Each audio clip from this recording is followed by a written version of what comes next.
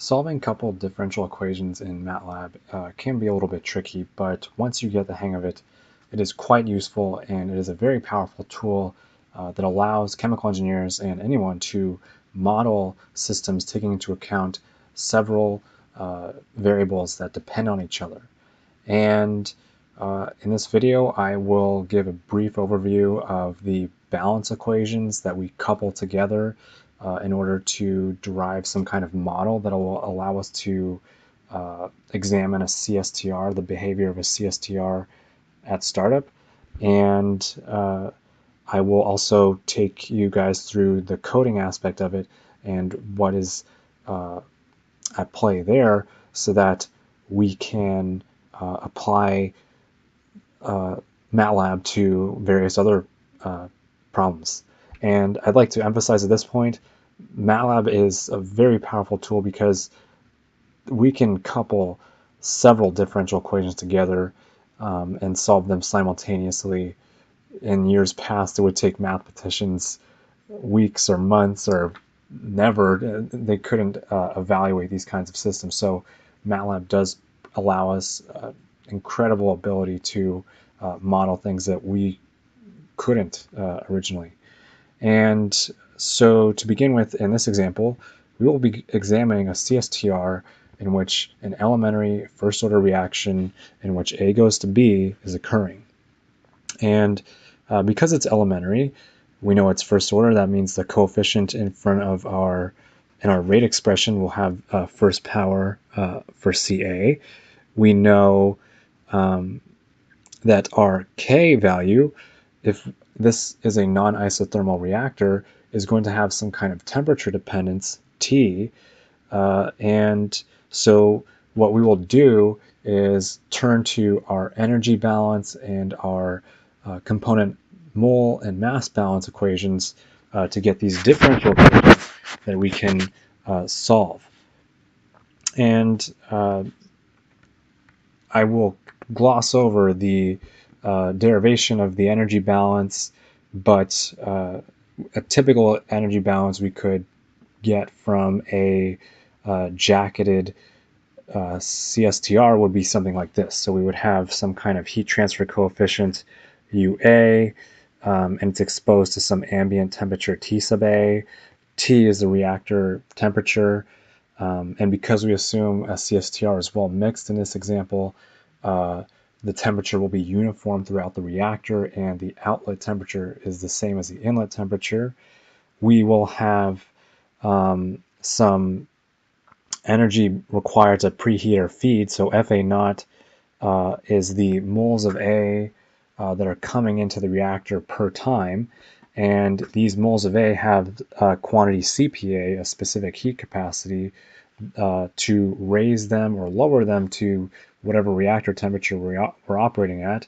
And so I highly recommend doing a dimensional analysis on these equations to verify for yourself the quantities that we are working with.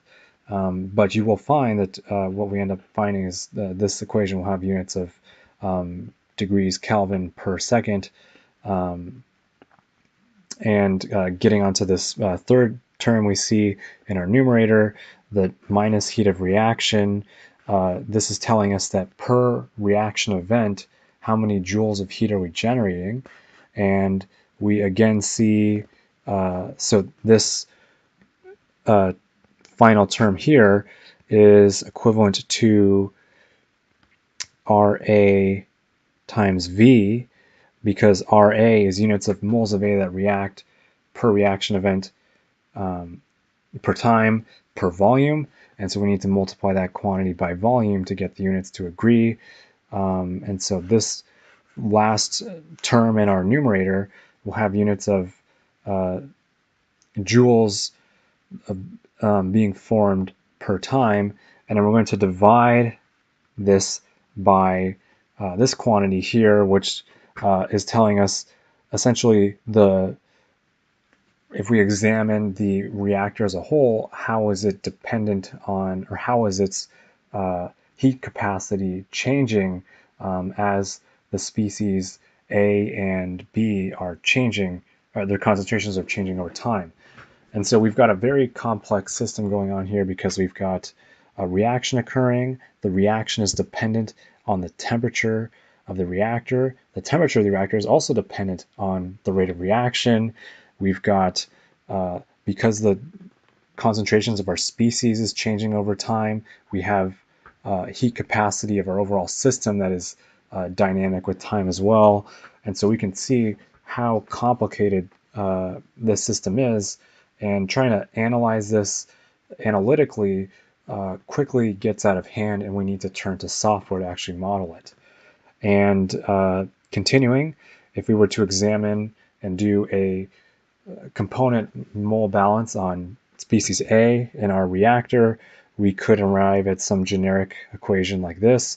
And this is by no means applicable to all systems. You will have to do a component mole balance on whatever system you're looking at to get at a final expression.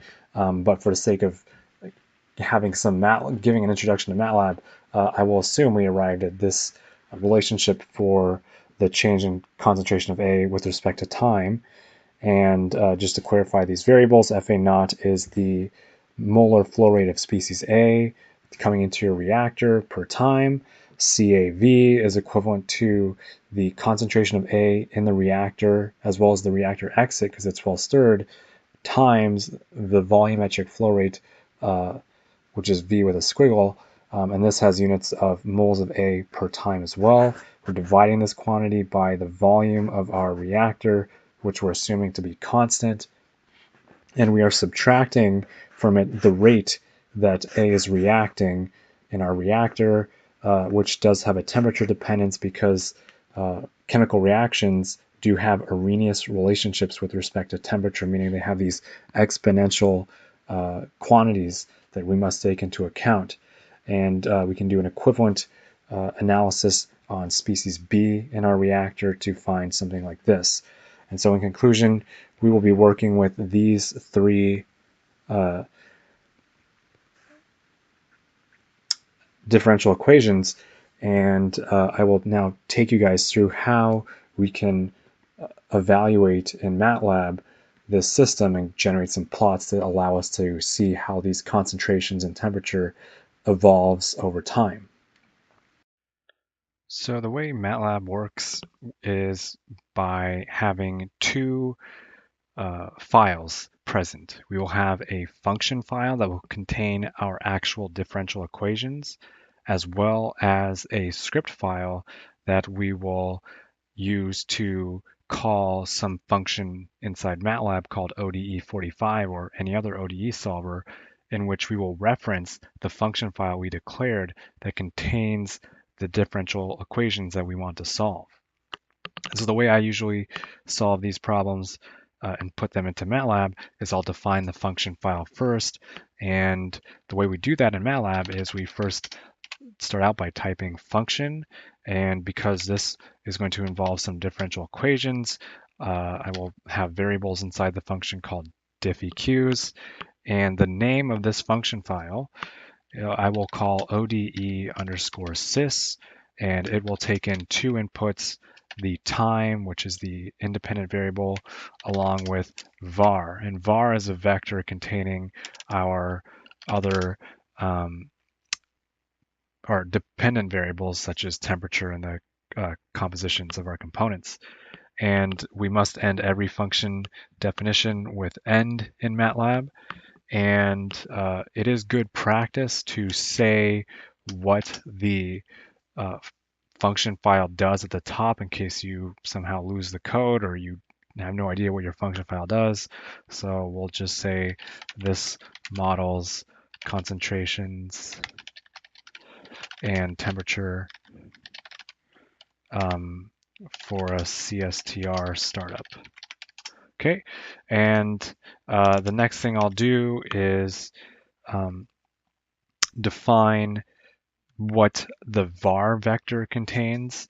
And at this point, it is very important to remember or write down the order in which we want to have our differential equations ordered.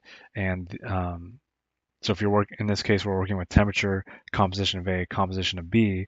So I will have it in that order. So what I'll say is T gets var1 the first element in the variable vector or var vector. I will say Ca, the concentration of A, gets var2, and Cb gets var3. And this will make things easier for us later on when we're actually defining the differential equations that will have ODE 45 solve for us. The next step that I do is I will plug in the given constants. In this example, I am going to be making up constants just so that we can have some code to go through and analyze. Of course, you'll have something unique to your problem. But in this example, the ambient temperature, I will say, is equivalent to 300 Kelvin. We'll have a heat transfer coefficient UA equivalent to 1500. And another good practice when writing code in Matlab is to have a comment right after it indicating the units. And so this will be equivalent to joules per minute Kelvin for our heat transfer coefficient, and our ambient temperature will have units of Kelvin. The volume of our CSTR that we will be working with, we'll say is equal to 150, and this will be liters. We'll have T naught, so T naught is the temperature of our inlet feed, and we'll let that be equivalent to 400 Kelvin. And we will have a heat of reaction term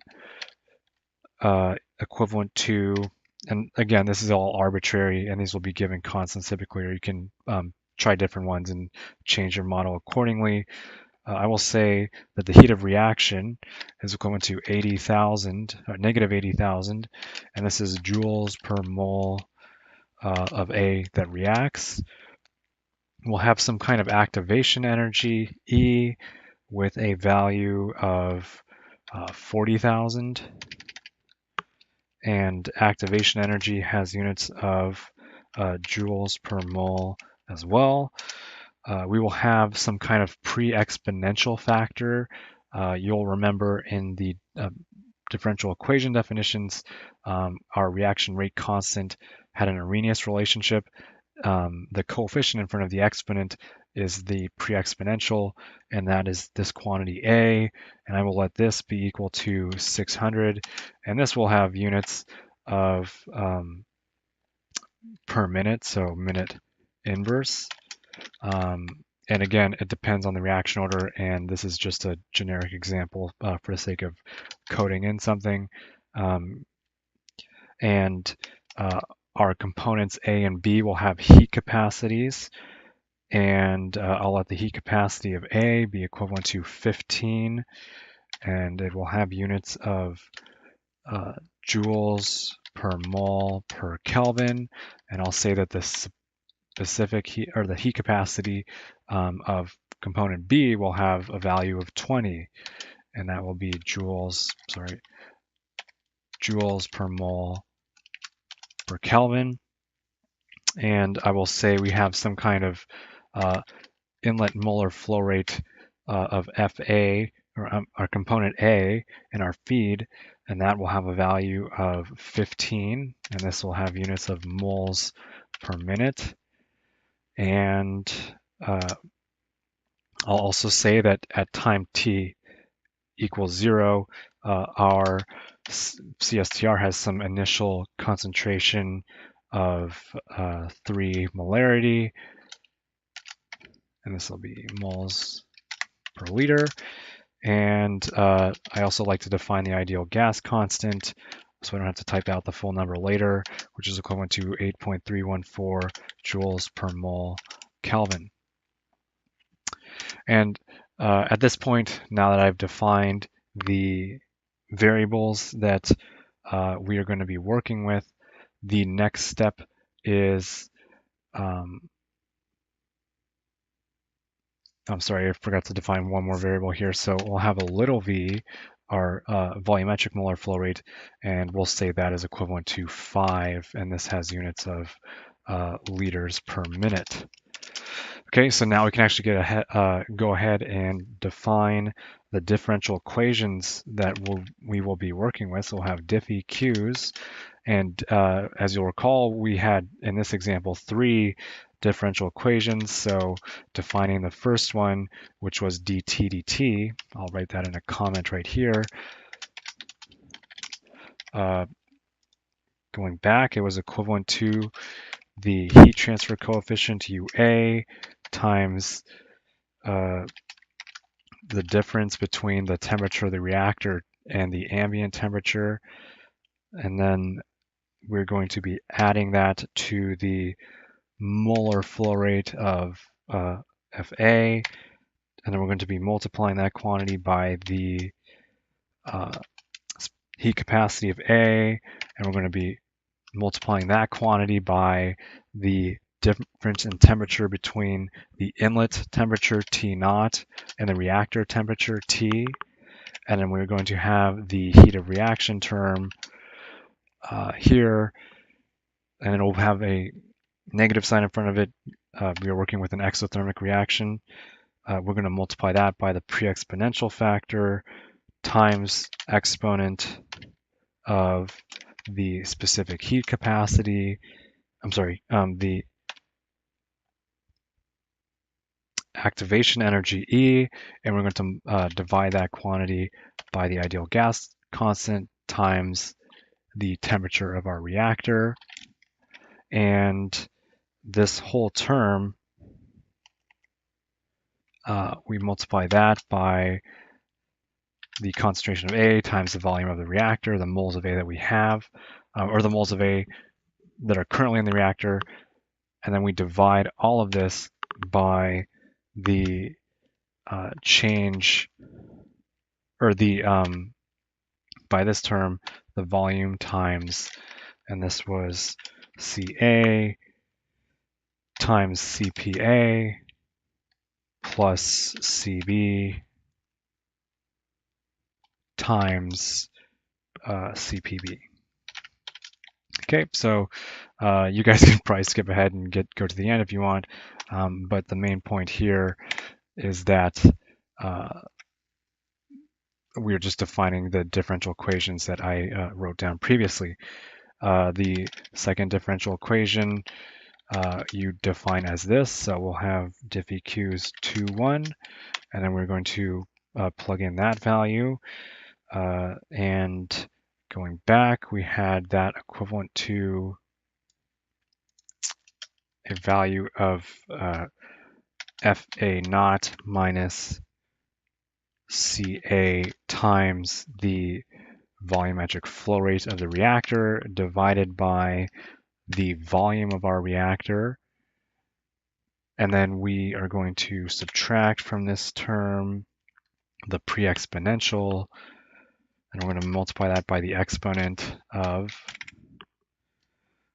minus activation energy divided by ideal gas constant times temperature. And we can, so this was equivalent to dCA dt.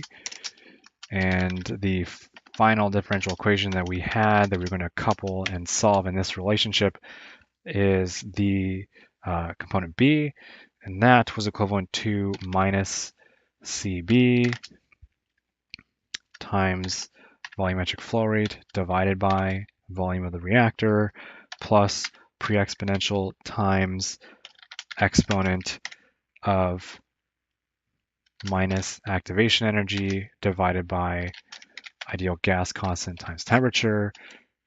And then we are going to multiply this exponential by the concentration of A in our CSTR. And this term is equivalent to dCB dt. And once we've done that, we have now completed the function definition for our equation. So what we're going to do is we're going to save this, and we must remember to put it into the same folder that we will put our script later, and I'll call this ODE_sys. Save it, and we're going to create a new script file. And in this script file, I'm going to title this script to solve coupled DEs in CSTR startup. And what we're going to do is first define a time range that we wish to model. In this case, I will analyze the first hour of performance. So we will declare a vector called range, and it will have units from, or it will be a vector containing values from 1 to 60. And we will also define initial conditions. And at this point, this is why it was important to remember the order in which we kept our variables. We had temperature followed by concentration of A, followed by concentration of B. And in this example, I will assume that we have an initial reactor temperature of 600 Kelvin, a initial concentration of Ca, which I defined here. Ca naught was equivalent to 3 molarity, so I'll put a 3 here. And we'll assume there was no B in the tank at startup, so we'll have a composition of 0. And these are the initial conditions. And what we do next is we are going to call our ODE 45 function, and ODE 45 outputs a vector that we must store. So we will store the returned what's returned from ODE 45 in the parameters tsol and varsol, equivalent to ODE 45. And when we call ODE 45, we need to first pass it, the first argument we pass to it is a pointer to the name of the function that we defined containing our ODE system. So in this case, it's ODE sys. And we're going to also pass to it the range as well as the initial conditions that the initial conditions vector that we defined above. And what I would like to do at this point is run this code to see if we're going to get any problems, but first we should save it. I'll just call this script, and we'll see if we get any blood in the command window from Matlab, and it does not look like it, so that's a very good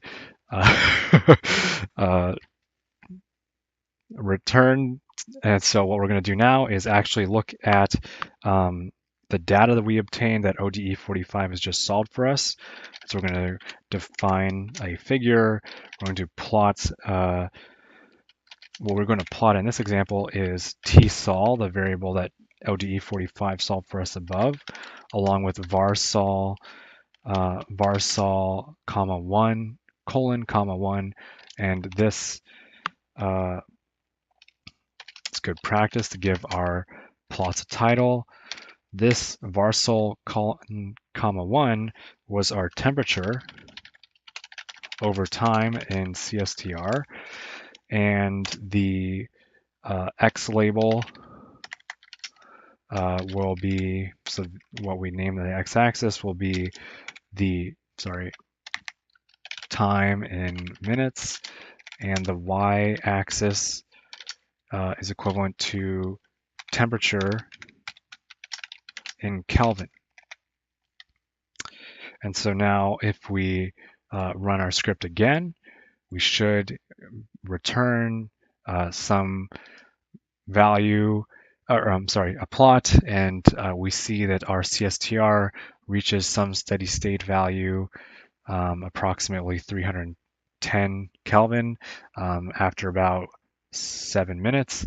And our initial temperature, as you'll recall from here, 600, we see it is at 600 at t equals 0. And these plots, sometimes MATLAB can get a little bit skewed in the initial results. Sorry about that. So just to clarify here, this y-axis should actually be y label. That's the correct function definition that we used in solving this system. And so when we solve it, it does provide us the correct y label on our generated figure. And this concludes this video. Feel free to go through this code and verify it for your own, for yourself. We can apply this to many other systems, and just as a conclusion, there's nothing stopping us from adding in more coupled differential equations into this function. So we can have several reactions going on. We can be modeling the compositions of several components of interest, as well as the temperature and pressure drops. And it's Matlab provides us an excellent platform to be able to analyze these systems. And I hope you guys found this useful. Let me know if you have any questions, and thank you for watching.